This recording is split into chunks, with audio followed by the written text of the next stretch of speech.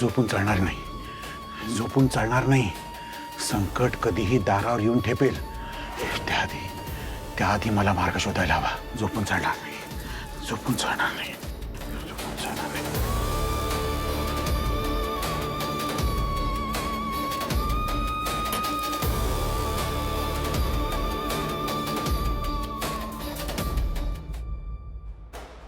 अण्णा अण्णा कुठे गेले असते एवढ्या रात्री?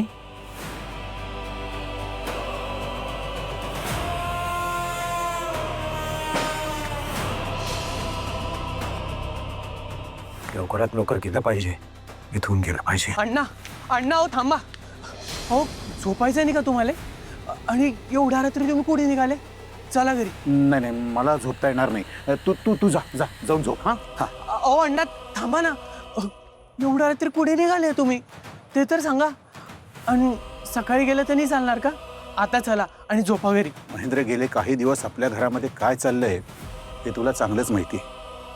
वल्लरी, मनोज, तेजा, हर्षित, अजित, प्रेरणा यांच्यावर कुठलं संकट बोंगावतंय याचा तू साक्षीदार आहेस. आणि त्यांना ह्या संकटातून बाहेर काढणं हे माझं कर्तव्य आहे. आणि ह्या संकटात सगळ्यात जास्त सामना करावा लागतोय तो वल्लरीला. आणि म्हणूनच वल्लरीसाठी मला एक खास कवच बनवावं लागेल. कवच? कोणतं कवच आणि कशासाठी? वल्लरीसाठी हे कवच अत्यंत महत्त्वाचं आहे. तिच्याने त्याच्या जीवाचं रक्षण होणार आहे. वल्लरीवर आत्म्याची सावली आहे, पण तो आत्मा चांगला आहे की वाईट आहे हे आत्ता महत्त्वाचं नाही आहे. पण आपण जर वल्लरीला आत्ता हे कवच दिलं नाही तर तिच्या जीवाला धोका होऊ शकतो. सध्या तरी मी इतकंच सांगू शकतो की या लढाईत वल्लरीचा मृत्यू संभवतो. अण्णा अहो तुम्ही काय बोलताय? वल्लरीचा मृत्यू? अहो कसं शक्य आहे? महेंद्र, मला जे दिसतंय, मला जे जाणवतंय ते मी तुला सांगितलं. हे संकट फार मोठं आहे. हे संकट वल्लरीच्या आसपास फिरत आहे. आपल्याला वल्लरीला ह्याच्यातून सुखरूप बाहेर काढावं लागणार आहे. आणि म्हणूनच मी तिच्यासाठी एक खास कवच बनवायचं ठरवलंय. मी निघतो, कारण आपल्याला हे काम लवकरात लवकर करणं गरजेचं आहे. अण्णा अण्णा थांबा ना. मी काय म्हणतो, आधीच खूप रात्र झाली आहे. तुम्ही एकटे नका जाऊ, मी बी येतो तुमच्यासोबत.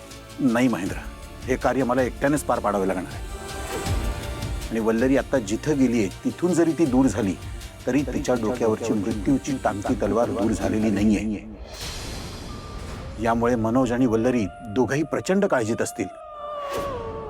अशा वेळी एक मोठा भाऊ म्हणून तुझी घरातली जबाबदारी वाढते. माझ्या अपरोक्ष घरामध्ये काय काय घडतंय हे नीट पहा.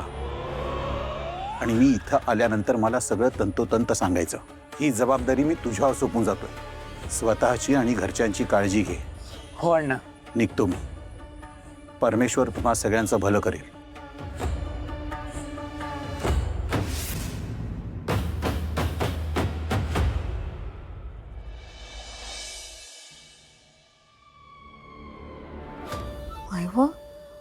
सांगाडे सापडले? काय काय प्रकार काय हा सगळा? किती भयंकर आहे हे. आणि कोणाचे असतील ते सांगाडे? एक बरं झालं की पोलिसांनी तुमच्यावर संशय नाही घेतला. कल्पना सुद्धा नव्हती की असं काहीतरी घडेल. आता ते सांगाडे फॉरेन्सिक डिपार्टमेंटकडे दिलेत. समजेल कोणाचे होते ते. आम्ही तर आमच्या या डोळ्यांनी ते 2 सांगाडे बघितले होते. हॉरिबल होतं ना ते दृश्य. उन दोनों में से एक छोटे बच्चे का था यार. दादा, आई, आल्यापासून अण्णा नाही दिसलेत. कुठे गेलेत ते? ते काल रात्रीच काही कामासाठी बाहेर गेले. लवकरच येतो म्हणाले.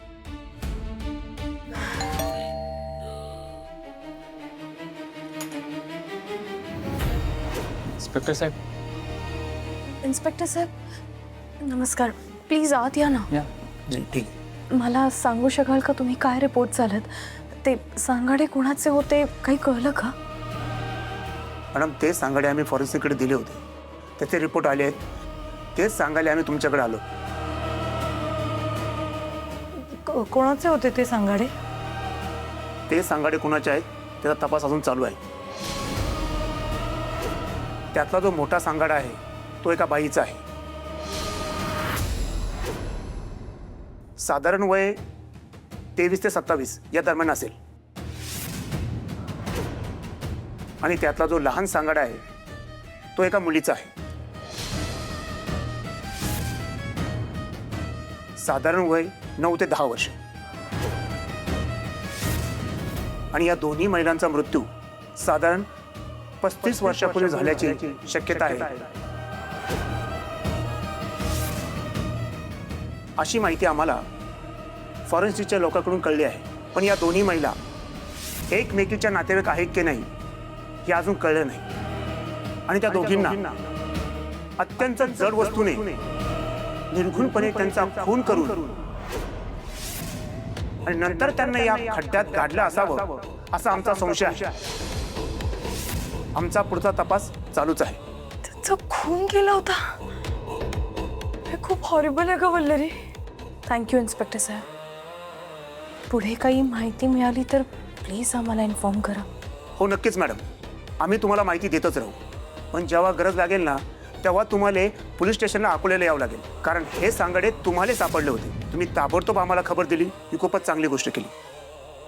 हो इन्स्पेक्टर साहेब, आम्ही नक्कीच येऊ पोलीस स्टेशनला. थँक्यू.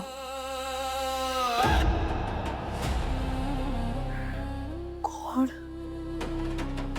खून झाला होता दोघींचा. अनबिलिव्हेबल. किती भयंकर आहे हे सगळं. हे सगळं करणारा माणूस किती क्रूर असेल याचा विचारच करवत नाही. बिचारी किती निरागस आहे, निष्पाप. आई मला शोध, आई मला शोध असं सारखं म्हणत होती. पण आता पोलिसांनी सांगितल्यानंतर माझी खात्री बसली आहे. ते सांगाडे लाली आणि नर्मदाचेच आहे. का केलं असेल कोणी असं? इतक्या निष्पाप मुलीला का मारून टाकलं असेल? काय वाईट केलं असेल या मुलीने त्याचं? जे काय झालं खरंच खूप वाईट झालं. वल्लू, मला माहिती आहे तुझा जीव लालीत अडकलाय. पण लाली या जगात नाहीये हे लवकरात लवकर मान्य करतो. आणि स्वतःला त्रास करून घेणं थांबव. आता तरी तुझा विश्वास बसतोय का? ती लाली जी तुला दिसत होती तो एक भास होता, ती खरी नव्हती. मान्य आहे मला, हा फक्त भास होता. पण तरी सुद्धा माझ्याशी संपर्क करू पाहणारी फक्त लाली नव्हती, नर्मदा सुद्धा होती. याचा अर्थ आता मला हळूहळू समजायला लागलाय या दोघी जणी का माझ्याशी संपर्क करू पाहत होत्या. मतलब मरे हुए इंसान आपसे कांटेक्ट क्यों करना चाहेंगे? न्याय हवा होता त्यांना हर्षदा. लाली आणि नर्मदाला ज्याने कोणी मारलंय ना त्याला आता मी शोधून काढणार आहे. आणि या दोघींनाही न्याय मिळवून द्यायची जबाबदारी आता माझी आहे. तर ते केल्याशिवाय मी शांत बसू शकणार नाही. वल्लू, तेव्हा नेमकं काय घडलं हे आपल्याला काहीच माहीत नाहीये. आणि जरी माहिती मिळवायचा प्रयत्न केला तर मिळवणार कशी? कारण त्यांच्याबद्दल गावामध्ये कोणालाच काय माहीत नाहीये. मिळेल, भैरवकडून माहिती मिळेल आपल्याला. त्यासाठी आता भैरव सापडणं खूप गरजेचं आहे. त्या आजी काय म्हणाल्या होत्या आठवत आहे ना? भैरवची लाकडाची वखार होती. मला असं वाटतंय त्याचे शत्रू असणार आणि त्या शत्रूंनीच नर्मदा आणि लालीला मारून टाकलं असेल भैरववर सूड उगवण्यासाठी. अशी शक्यता तरी नक्कीच असू शकते. असेलही, पण वल्लरी या सगळ्या शक्यता आहेत. त्या आजीबाई काय म्हणाल्या होत्या? नर्मदा भैरवशी भांडून गेली होती. भैरवने नर्मदा आणि लालीला शोधण्याचा खूप प्रयत्न केला. त्या दोघींना शोधता शोधता तो वेडापिसा झाला होता. त्यानंतर तो कुठे गेला काहीच माहीत नाहीये. आणि तेव्हा नेमकं काय घडलं या प्रश्नाचं उत्तर फक्त आणि फक्त भैरव देऊ शकतो. याचा अर्थ भैरव सापडणं खूप गरजेचं आहे. तेव्हाच आपण ह्या तिघांनाही न्याय मिळवून देऊ शकतो. पण वल्लरी, तुला खरंच असं वाटतं की भैरव सापडेल? मी तो सापडणार कसा? कारण इतकी वर्ष गेली आहेत, कदाचित तो या जगातही नसेल. ही शक्यता नाकारता येत नाही ना. सही बात है. दूसरी बात यह कि हमने भैरव को कभी देखा ही नहीं. मतलब वो कैसे दिखता है, कहाँ रहता है, हमें उसके बारे में कुछ पता नहीं है. मतलब लाली आणि नर्मदाला शोधून शोधून तो वेडा पण झाला असणार. कैसे ढूंढेंगे उसे? हो ग वल्लरी, म्हणजे इतक्या वर्षांमध्ये तो सेम तर दिसत नसेल, वेगळा दिसत असणार. तो म्हातारा झाला असेल. त्याला नक्की ओळखायचं कसं? आणि एवढ्या मोठ्या जगात त्याला शोधायचं कसं? कुठे? पण 35 वर्षापूर्वी काय घडलं हे जर का माहिती करून घ्यायचं असेल तर आता आपल्याकडे फक्त एकच मार्ग आहे. कोणता मार्ग? नाही नाही नाही वल्लरी, हा मार्ग मला अजिबात मान्य नाहीये. हो पण प्लीज एकदा तरी ऐकून घ्या ना माझं. वल्लरी, अगं तुझ्या जीवाचा खेळ होणार आहे, कळतंय का तुला? हे बघा, प्लीज माझं ऐका. आत्ता मला फक्त हा एकच मार्ग दिसतो. डॉक्टर विधातेंचं सेशन घेणं, ते मला हिप्नोटाईज करतील आणि पुढे जे काही घडेल ते तुम्हाला माहिती आहे. नाही म्हटलं नाही. मागच्या वेळेला डॉक्टर विधातेंनी तुला हिप्नोटाईज केलं होतं तेव्हा तू मागच्या जन्मात गेली होतीस. त्यावेळेला तुला पुन्हा या जन्मात आणणं किती कठीण झालं होतं हे आम्हालाच माहिती आहे. हे बघ वल्लू, ज्या उपायांनी तुझ्या जीवाला धोका आहे ना, तो उपाय नाही करू देणार मी तुला.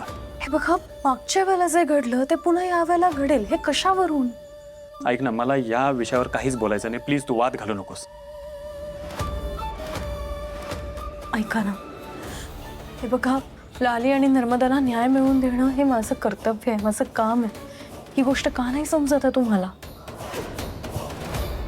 डॉक्टर विधातेंनी मला हिप्नोटाईज करून मी मागच्या जन्मात जाणं किंवा मला पास्ट लाईफ आठवणं, ते जे काही आहे, पण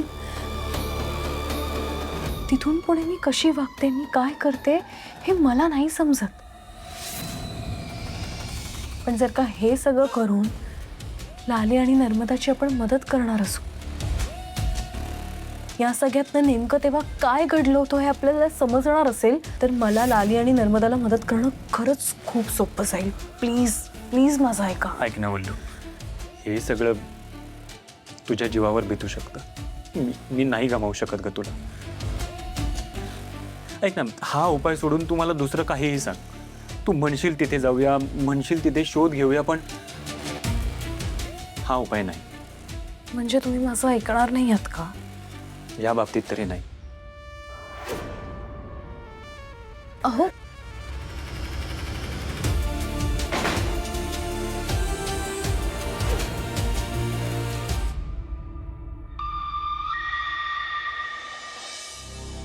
हो सर. ठीक आहे.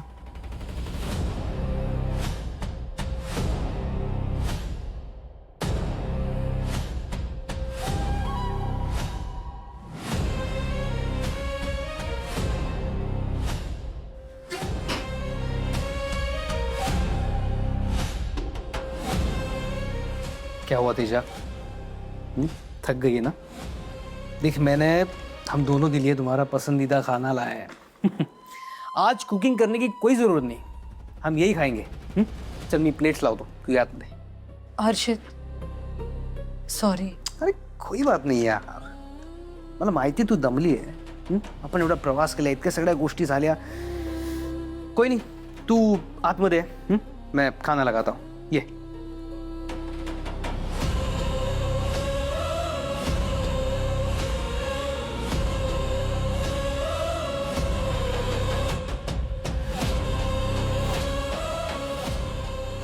हर्षित, मी जेवण नाही बनवलं त्यासाठी नाही सॉरी म्हणाले. वही मैं सोच रहा था, इतनी छोटी सी बात के लिए तू सॉरी क्यों कहेगी? बता, क्या सॉरी बोल ली तू? ॲक्च्युली मी म्हणजे उद्यापासून मी कामावर नाही जाणार आहे. ग्रेट आयडिया यार. मतलब इतक्या सगळ्या गोष्टी घडल्या, मेंटली पण तू खूप थकली असणार है ना. You need rest.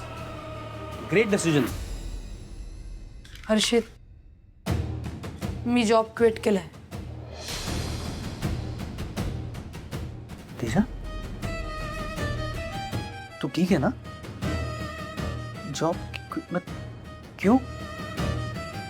I know तू आता शॉक्ड आहेस खूप. ॲक्च्युली आत्ता वल्लरी संकटात आहे. तिला मदत करायची, तिची काळजी घ्यायची, तिच्यासोबत कोणीतरी असावं या सगळ्यामध्ये.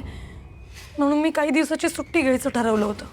म्हणून मी तसं ऑफिसमध्ये जाऊन बोलले, तर ऑफिसवाल्यांनी चक्क नकार दिला. अरे मला माझी खूप वादावादी झाली. मी सिच्युएशन समजावण्याचा सुद्धा प्रयत्न केला, पण ते ऐकतच नव्हते. आणि मग माझं डोकं फिरलं तिकडे आणि मग मी जॉब क्विट केलं. म्हणजे बघ ना, प्रेरणा पण नाही आहे रे इथे. तिच्यासोबत कोणीतरी हवं ना. म्हणून हा निर्णय घ्यावा लागला मला. हर्षित, आय एम सॉरी. याचसाठी सॉरी म्हणत होते मी की तुला न विचारता मी एवढा मोठा डिसिजन घेतला. आणि आता अचानक काही दिवस तुझ्यावर जास्त बर्डन येणार आहे. आपलं घर काही दिवस तुला चालवावं लागणार आहे. माझ्याकडनं काही मदत होणार नाही आहे तुला. पण आय प्रॉमिस, जसं हे प्रकरण संपेल ना तसं लगेच मी दुसरा जॉब शोधेन. तेजा, तू क्या बात कर रही है यार? मैं इसके बारे में सोच भी नहीं रहा था. उल्टा मैं इस बात से खुश हूं कि मैंने ऐसे लड़की से शादी किया जो अपने दोस्त के लिए अपनी जॉब भी सैक्रिफाइस कर सकती. I am very proud of you Teja. I am very proud of you. इस सब में मैं तुझे सपोर्ट करूंगा.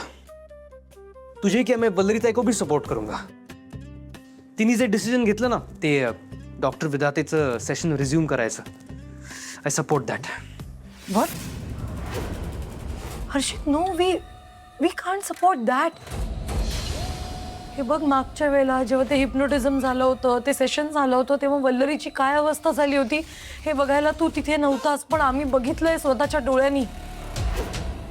वल्लरीला खूप त्रास झाला होता. अरे, आणि आता परत ते सेशन, परत हिप्नोटिझम, ती परत मागच्या जन्मात गेली तर, आणि तिकडनं परत नाही आली तर खूप पॉसिबिलिटीज आहेत.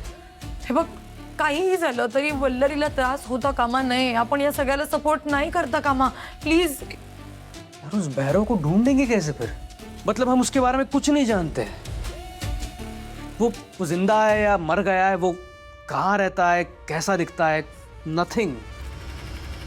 एक तेजा, वल्लरीताईंनी जे डिसिजन घेतलंय, that is the best decision.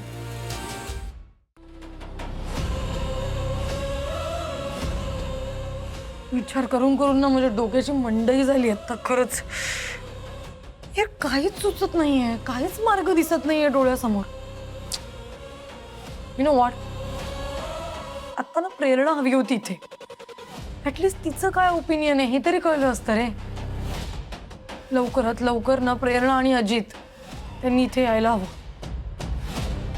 त्यांची खूप गरज आहे आता इथे. काय करायचं सुचत नाहीये. हाँ यार, अन्नानी पण असायला पाहिजे इकडे आता. इस सब में ना काफी उलझन महसूस हो रही है यार. Feeling very stuck.